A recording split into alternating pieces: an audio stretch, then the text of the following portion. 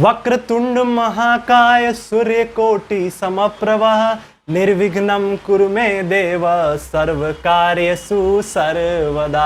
आओ यार, आज हम शुरू करते हैं एनडीए का फिजिक्स, मतलब आरंभ करते हैं एनडीए के फिजिक्स को। तो आओ फटाफट से समझते हैं एनडीए के फिजिक्स के बारे में। तो दोस्तों आज के इस वीडियो में समझ लो ध्यान से कि आज के इस वीडियो में हम सबसे पहले बात करेंगे एनडीए की फिजिक्स का क्या क्या सिलेबस है, क्या क्या है उसके अंदर आएगा, वो बात करेंगे। उसके बाद एक चैप्टर कवर करेंगे, यूनिट्स एंड डायमेंशन को अच्छे से कवर करेंगे क्वेश्चन के साथ। तो अब फटाफट से चालू करते हैं, ध्यान से देखना, ध्यान से देखो। जैसे मैं आपको यहाँ पे दिखाने की कोशिश कर रहा हूँ, आप इस पे इसको मत देखो यार, गलत बात है यार, इसको मत देखो, ध्यान से देखो। पहले मैं अपना इंट्रोडक्शन दे दूं। अविनाश सा यानी मैं आपको पढ़ाऊंगा फिजिक्स का सिलेबस पूरा एनडीए का। तो आपका स्वागत है स्कूलमेट्स के चैनल पे। तो आओ सबसे पहले समझते हैं हम साइंस के बारे में, क्योंकि हमारा जो फिजिक्स है वो किसका पार्ट है, साइंस का पार्ट है। किसका पार्ट है? साइंस का पार्ट है। और जिसको हिंदी में हम क्या कहते हैं? विज्ञान कहते हैं भाई, विज्ञान मतलब विशेष रूप ऑफ ज्ञान। ठीक है, विशेष रूप ऑफ ज्ञान जो क्या है? साइंस है। और साइंस के अंदर ही अपना क्या आता है? फिजिक्स आता है। और फिजिक्स का मतलब क्या होता है? जो नेचर की स्टडी करे, जो नेचर के बारे में पढ़ेगा वो क्या पढ़ेगा? फिजिक्स पढ़ेगा। तो एनडीए की फिजिक्स के अंदर मतलब जो एनडीए को पढ़ना है, जैसे एनडीए के अंदर क्या क्या मतलब एनडीए के एग्जाम के अंदर क्या क्या आ रहा है, तो उसके बारे में पढ़ना है ना हमको। इसके बारे में क्या आएगा? सबसे पहले तुमको क्या आएगा? मैकेनिक्स, फिर properties of matter, heat and thermodynamics, waves oscillation, optics, electricity, magnetism, modern physics. ये सब एनडीए के सिलेबस के अंदर आने वाला है। ठीक है, तो हम मैकेनिक्स को चालू करते हैं, आरंभ करते हैं मैकेनिक्स के साथ और समझते हैं। पहले समझना होगा तुमको कि मैकेनिक्स किसको कहते हैं। मैकेनिक्स वाला मैकेनिक्स नहीं, जो आप लोग समझ रहे हो गाड़ी ठीक करने वाला मैकेनिक्स, आया तो यही मैकेनिक्स है, लेकिन हमको फिजिक्स के हिसाब से समझना कि मैकेनिक्स किसको कहते हैं। तो समझो, मैकेनिक्स का जो मतलब होता है वो क्या होता है? फोर्स, मैटर और मोशन में जो रिलेशनशिप हो, फोर्स, मैटर एंड मोशन में जो रिलेशनशिप होता है ना, उसको हम क्या कहते हैं? मैकेनिक्स। मतलब फोर्स, मैटर और मोशन के बीच में जो रिश्ता होता है, वो रिश्ता क्या कहलाता है? ये रिश्ता क्या कहलाता है? तो ये रिश्ता क्या कहलाता है? मैकेनिक्स कहलाता है। फोर्स, मैटर और मोशन के बीच में जो रिश्ता होता है वो क्या कहलाता है? मैकेनिक्स कहलाता है। आप समझो ध्यान से। जैसे मैटर किसको कहते हैं? अपने आसपास जो कुछ भी तुम देख रहे हो सब कुछ क्या है? मैटर है। जैसे यहाँ पे देखना, ये जो हमारा पेन है ये भी क्या है? मैटर है। हम क्या है? मैटर है। अब फोर्स किस पे लगाओगे? हम पे लगा सकते हो, इस पे लगा सकते हो। ठीक है, अगर हम पे फोर्स लगेगा तो क्या हमारा मोशन होगा?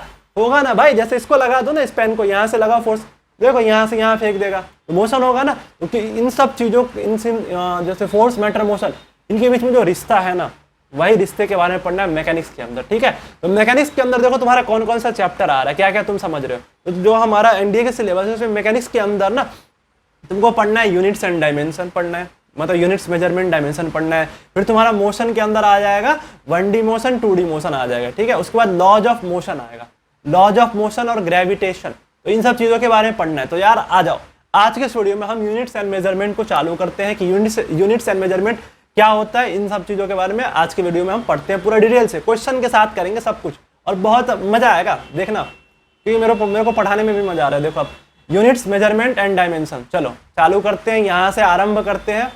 तो भाई आरंभ कर रहे हैं यूनिट, मेजरमेंट एंड डायमेंशन। अब ध्यान से देखना, पहले समझो यार। देखो पेट को माप रहा है ना, यहाँ पे आप भी कभी कपड़ा सिलवाए होगे तो देखो पेट को माप रहा है, किससे? मेजरमेंट से मापवा रहा है, किसी चीज से नपवा रहा है पेट। देखिए जैसे यहाँ पे ये तराजू दिख रहा है आपको, इस पे किसी चीज का वजन करना हो तो। अब समझते हैं यार यूनिट्स, मेजरमेंट, डायमेंशन। इसमें सबसे पहले तुमको समझना होगा फिजिकल क्वांटिटी। क्या समझना होगा? Physical quantity. ये फिजिकल क्वांटिटी किसको कहते हैं? इसके अंदर तुमको सबसे पहले क्या समझना पड़ेगा? फिजिकल क्वांटिटी क्या है। ध्यान से देखो, अपने आसपास जो कुछ भी तुम देख रहे हो, जैसे यहाँ पे देखो, अभी मेरे सामने ये लड़की दिख रही है ना। अब देखिए, अगर किसी मटेरियल को अगर तुम मेजर कर लो, जैसे ये लड़की है, अब ध्यान से देखना, ये अपने आप में क्या है? फिजिकल क्वांटिटी है। यहाँ पे करंट का वायर दिख रहा है, ये क्या है? Physical quantity. क्या तुम इसको मेजर कर सकते हो? इस लड़की को तुम मेजर कर सकते हो? गलत तरीके से मत लेना, ध्यान से देखना। क्या हम इसके हाइट को मेजर कर सकते हैं कि हाँ यार इसका हाइट 55 kg का होगा? 55 kg क्या मेजर किया जा सकता है इसके हाइट को? जी हाँ, किया जा सकता है। मतलब कि सॉरी, इसके वेट को मेजर किया जा सकता है। मतलब इसका मान लो वेट कितना है? 55 kg, पहला फिजिकल क्वांटिटी। दूसरा क्या? हाइट। मान लो इसका हाइट कुछ हो गया 5 फीट समथिंग कुछ, या 6 फीट की हो गई, लंबी लड़की निकल गई, तो 5-6 फीट, बहुत कुछ मेजर किया जा सकता है। मतलब इसके हाइट को मेजर किया जा सकता है, इसके वेट को मेजर किया जा सकता है। तो सिंपल समझो, फिजिकल जैसे करंट, ये जो वायर दिख रहा है तुमको, तो वायर का हम क्या मेजर कर सकते हैं? करंट मेजर कर सकते हैं। समझ में आ रहा है ना? तो फिजिकल क्वांटिटी किसको कहते हैं? वैसा क्वांटिटी मटेरियल का, मतलब मटेरियल की वैसी प्रॉपर्टी ना जिसको हम मेजर कर सके।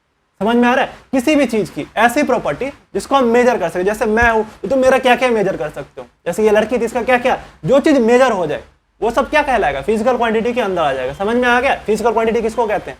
आया ना भाई, लड़की को मत घूरो यार, क्वांटिटी समझो, फिजिकल क्वांटिटी की बात कर रहे हैं, अपने आसपास उसकी फिजिकल क्वांटिटी समझ में आ गया।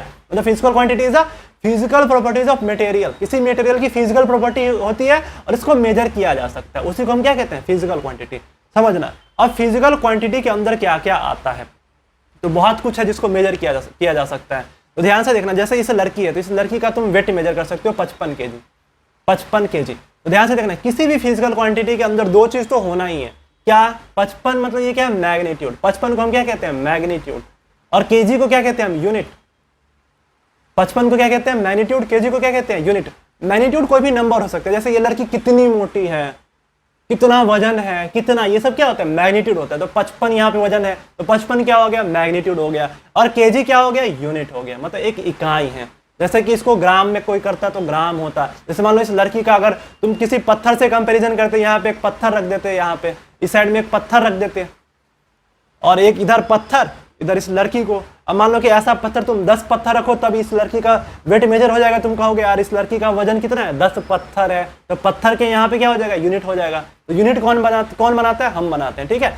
अब समझते हैं कि यूनिट में ना, फिजिकल क्वांटिटी में जैसे फंडामेंटल यूनिट्स होते हैं, फंडामेंटल यूनिट्स उसको कहते हैं जो पूरी, मतलब जिससे हम हर एक यूनिट को, जितने भी यूनिट्स है ना, उस यूनिट्स को हम हर चीज डिराइव कर सकते हैं। ऐसे समझो, जैसे फंडामेंटल क्वांटिटीज में ऐसे समझो कि 7 फंडामेंटल क्वांटिटीज होते हैं जिसको हम बेस यूनिट कहते हैं या बेस क्वांटिटी कहते हैं, जिस क्वांटिटी की मदद से हम दुनिया के हर एक क्वांटिटी को मेजर करते हैं, जैसे कि फोर्स को मेजर कर सकते हैं, सब कुछ को। तो 7 से हम सब कुछ मेजर कर लेंगे, 7 क्वांटिटी से ही हम सब कुछ मेजर कर लेंगे, 7 ही फिजिकल क्वांटिटी से हम दुनिया की हर एक चीज को मेजर करने वाले, ठीक है। तो आप समझते हैं 7 फिजिकल क्वांटिटी कौन कौन है। तो पहला अपना लेंथ है भाई, पहला क्या है, लेंथ। लेंथ सबको पता है, लेंथ मतलब लंबाई की बात कर रहे हैं भाई, लंबाई। जैसे लड़की देख लो तो लड़की की लंबाई या चौड़ाई, तो यार चौड़ाई भी क्या होती है, लेंथ ही होती है ना, देखा जाए तो। फिर दूसरा क्या है, मास।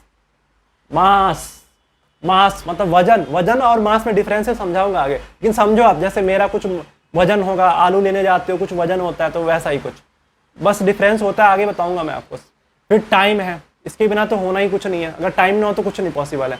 फिर इलेक्ट्रिक करंट है, टेम्परेचर और ल्यूमिनस इंटेंसिटी और अमाउंट ऑफ सबस्टांस, ठीक है। इलेक्ट्रिक करंट, इसके आप ध्यान से देखो, अब इन सब की यूनिट होती है, और ये जो यूनिट है वो एसआई यूनिट है। क्या है, एसआई यूनिट।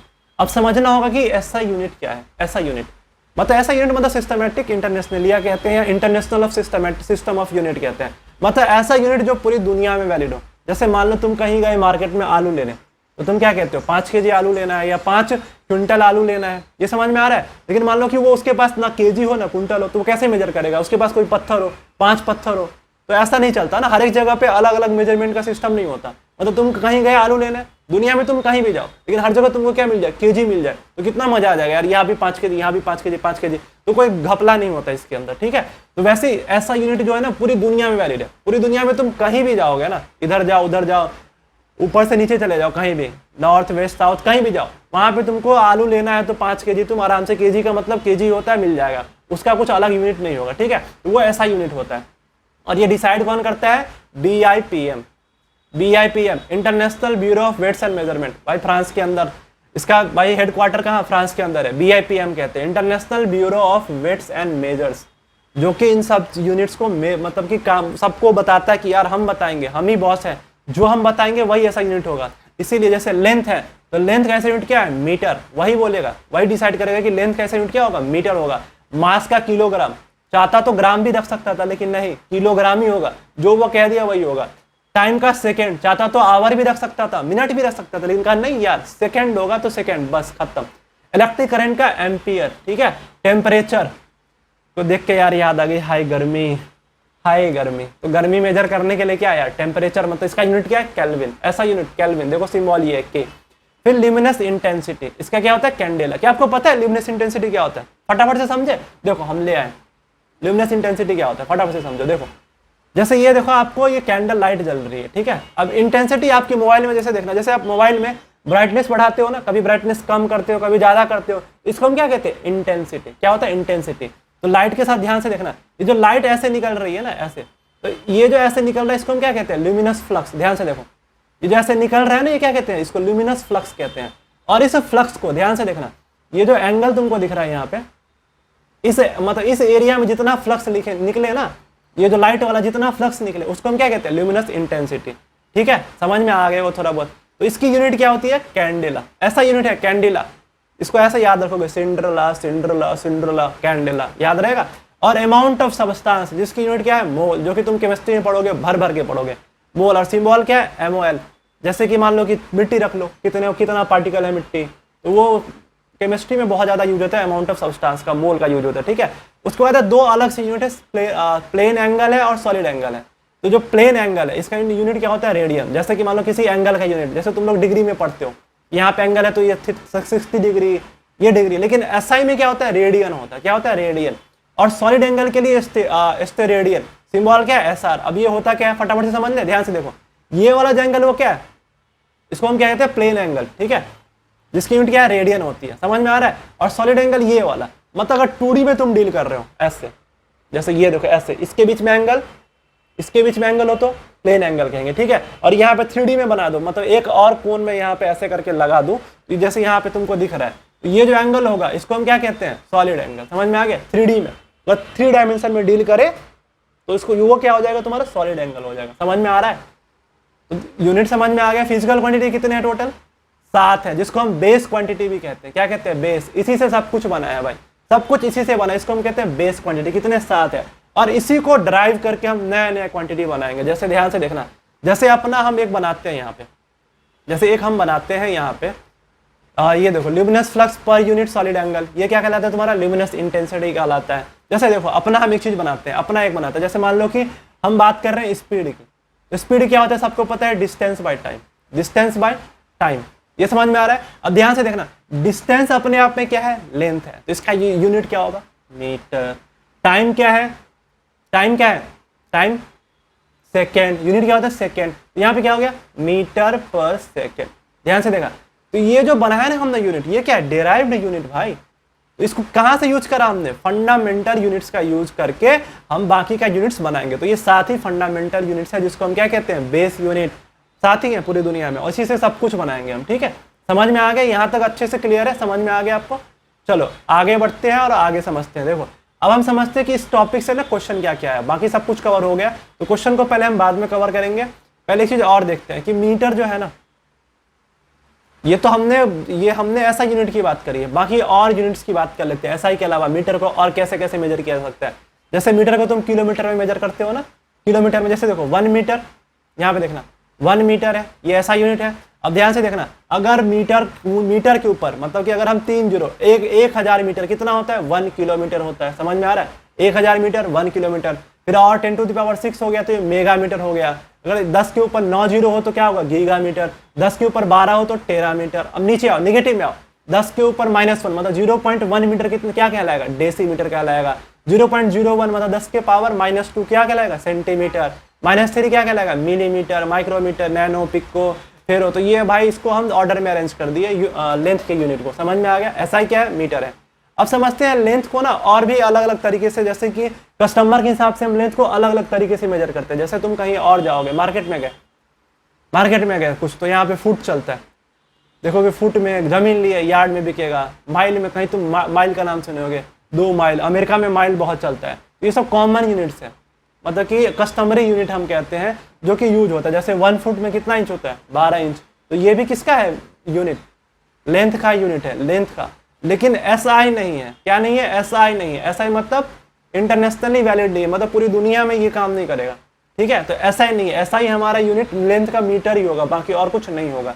जैसे 1 फुट तो कितना होता है, 12 इंच। 1 yard 3 feet. समझ में आ रहा है। अगर हम इंच को कन्वर्ट करें मीटर में तो देखो ध्यान से कितना होगा, जैसे यहाँ पे मेट्रिक में कन्वर्ट किया, 1 इंच 2.54 सेंटीमीटर होता है, 1 फुट इतना मीटर होता है। ये समझ में आ रहा है आपको। तो ये सब यूनिट्स है, आप समझो। अब एस्ट्रोनॉमी के हिसाब से, मतलब अगर लेंथ को अगर हम बहुत दूर तक ले जाए, जैसे लेंथ का और 3 यूनिट होता है, समझो। एक है लाइट ईयर, एक है एस्ट्रोनॉमिकल यूनिट, और एक है पार्सेक। लाइट ईयर ये भी किसका यूनिट है, लेंथ का ही, मतलब लंबाई की एक यूनिट है लाइट ईयर। अब लाइट ईयर से ये मत समझ लेना कि लाइट के बारे में कुछ होगा, ये कुछ नहीं है भाई। लाइट ईयर मतलब एक लंबाई की यूनिट है। अब ये क्या होता है समझो, 1 सेकेंड में, मतलब ध्यान से समझना, यहाँ पे 1 ईयर दे रखा है। 1 साल में लाइट जितना भागेगी ना, सब आपको पता है ना कि दुनिया में सबसे तेज कौन भागता है, लाइट भागता है। कितनी है, 3 लाख किलोमीटर पर सेकेंड। मतलब 1 सेकंड में लाइट जो है वो 3 लाख भाग जाता है। कितना? 3 लाख किलोमीटर। तो बहुत हो गया ना, सबसे तेज लाइट भागता है। तो लाइट जो 1 साल में जितना भागेगा ना, 1 साल में लाइट जितनी दूरी ट्रेवल करेगा उसको हम क्या कहते हैं? लाइट ईयर कहते हैं। समझ में आ रहा है? तो ये भी किसकी यूनिट हो गई? लेंथ की हो गई। अब समझते हैं एस्ट्रोनॉमिकल यूनिट एयू, ये भी लेंथ का यूनिट है एयू, और ये हम एस्ट्रोनॉमी में यूज करते हैं। मतलब धरती से सन के बीच में जो डिस्टेंस है ना, वो हमारा 1 AU कहलाता है। 1 AU मतलब धरती और सूरज के बीच में जो दूरी होगा ना, यहाँ पे सूरज, यहाँ पे धरती, इसके बीच में जो दूरी होगा उसको हम क्या कहते हैं? 1 AU। और कितनी दूरी होती है? इतनी होती है भाई, देख ले, 14957 किलोमीटर। पूरा नहीं बोलूंगा मैं, लाख करोड़ में नहीं, मैं नहीं बोलने वाला। ठीक है, तो ये हो गया एस्ट्रोनॉमिकल यूनिट। अब हम पार्सेक की बात करते हैं। ये भी हम एस्ट्रोनॉमी में यूज करते हैं। मतलब एस्ट्रोनॉमी मतलब अंतरिक्ष में, वो अंतरिक्ष में सब कुछ बहुत दूर दूर फैला होता है ना, तो हम वहां पे यूज करते हैं। तो पार्सेक क्या होता है कि जो एक पार्सेक होता है ना, वो 3.26 लाइट ईयर के बराबर होता है। समझ में आ गया? एक पार्सेक किसके बराबर होता है? 3.26 लाइट ईयर के बराबर। अब ये समझो, ऐसे समझो, लाइट ईयर क्या है कि लाइट को एक साल में लाइट जितनी दूर भागेगी वो 1 लाइट ईयर होती है, और 1 पार्सेक 3.26 लाइट ईयर को हम क्या कहते हैं? 1 पार्सेक। वैसे ये इसका डेफिनेशन है, बाद में इसको अलग से इस पे वीडियो बनाएंगे, फिर समझेंगे। ठीक है, तो ये हो गया यूनिट का कुछ अपना हो गया। अब देखते हैं कि एनडीए में इससे क्वेश्चन क्या क्या पूछता है। जैसे यूनिट है, यूनिट से क्या क्या क्वेश्चन आए हैं। तो देखो, अब हमारे सामने जो स्क्रीन पे पहला क्वेश्चन आ गया आपके सामने, क्या पूछा है? Consider the following statement about light year. Light year के बारे में पूछा है कि इसके बारे में बताओ। Light year is a unit of measurement of very large distance. क्या बात सही है? लाइट ईयर जो है यूनिट है मेजरमेंट करने का बहुत लार्ज डिस्टेंस का, ये पूछा है। दूसरे ऑप्शन में दूसरा क्या दे रखा है? Light year is a unit for measurement of very large time intervals. क्या बहुत दूर टाइम को मेजर करने के लिए लाइट ईयर को यूज किया जाता है, ये पूछा है। तीसरे में क्या कह रखा है? Light year is a unit for measurement of intensity of light. समझो, तो लाइट ईयर पूछा है, बताओ लाइट ईयर के बारे में कौन सा सही है, क्या सही है, क्या कंसीडर करेंगे हम। तो लाइट ईयर किसके लिए हम यूज करते हैं? बहुत लार्ज डिस्टेंस के लिए, बहुत दूरी डिस्टेंस के लिए हम क्या यूज करते हैं? Light year. तो पहला ऑप्शन होगा कि light year is a unit for measurement of very large distance. ठीक है, देखो यहाँ पे टाइम ट्रेवल के लिए दे रखा है, इंटेंसिटी ऑफ लाइट, ये सब गलत है, पहला सही होगा। समझ में आ गया? इस तरीके के क्वेश्चन आते हैं। दूसरा तुम्हारा देखो, the SI unit of acceleration is. पूछा है कि एक्सेलरेशन का ऐसा यूनिट क्या होता है।